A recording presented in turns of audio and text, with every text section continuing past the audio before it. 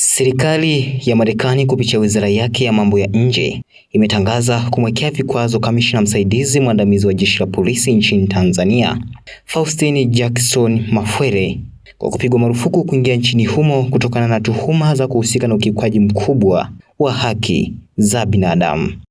Taarifa hiyo iliyotolewa Mei 21, 2026 na waziri wa mambo ya nje wa Marekani Marco Rubio imeeleza kuwa hatua hiyo imechukuliwa chini ya kifungu cha 731C cha sheria ya Marekani inayoruhusu kuwekwa kwa vikwazo dhidi ya maafisa wa serikali za kigeni wanaotajwa kuhusika moja kwa moja au kwa njia isiyo ya moja kwa moja katika vitendo vya ukiukwaji mkubwa wa haki za binadamu.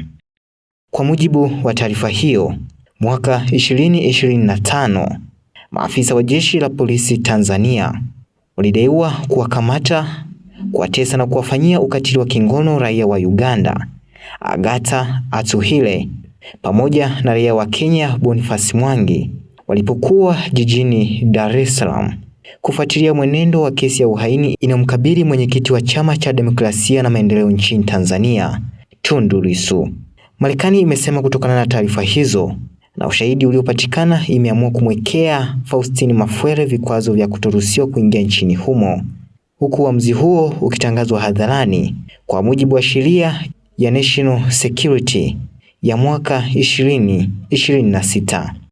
Hadi sasa jeshi la polisi nchini Tanzania pamoja na serikali ya Jamhuri ya Muungano wa Tanzania bado haijatoa tamko rasmi kuhusiana na hatua hiyo iliyotangazwa na Marekani.